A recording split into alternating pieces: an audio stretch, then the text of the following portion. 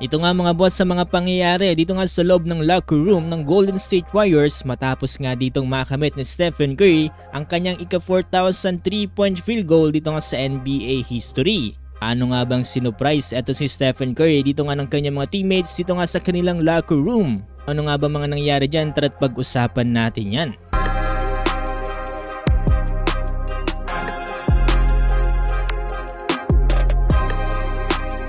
So dito nga sa naging laban ng Warriors kontra nga dito sa Sacramento Kings ay tinalo nga dito ng Golden State etong Kings sa final score na 130-104. Surprisingly ay nanguna nga dito si Draymond Green with 23 points na sinusundan nga dito ni Moses Moody with 17 points. 11 points naman dito para kay Stephen Curry.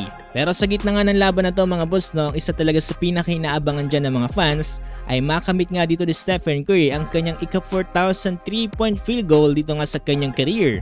Nagawa ngayon dito ni Stephen Curry dito nga under 8-minute mark dito nga sa third quarter dito nga from the wing.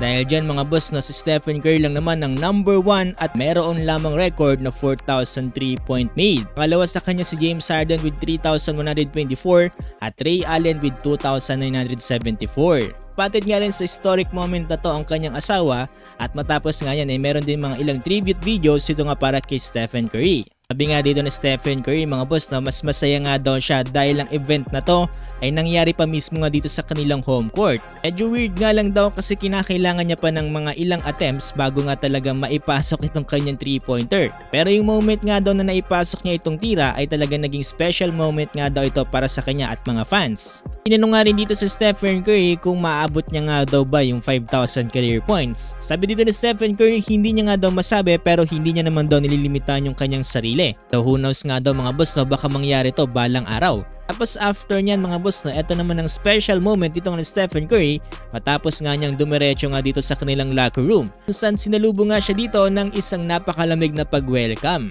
Tapos kinongratulate din siya dito ni Coach Steve Kerr at ito nga sinabi rin dito ni Stephen Curry na itong si Coach Steve Kerr nga daw ang isa sa merong most wins dito nga sa NBA history. So halina't panoorin natin mga boss no, etong special moment dito nga ni Stephen Curry sa kanilang locker room.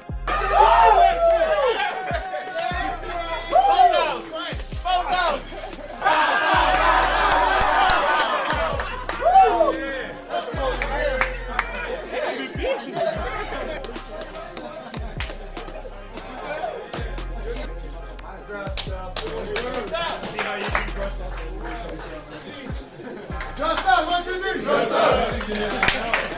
Did y'all know wins? Coach Kerr now has the most wins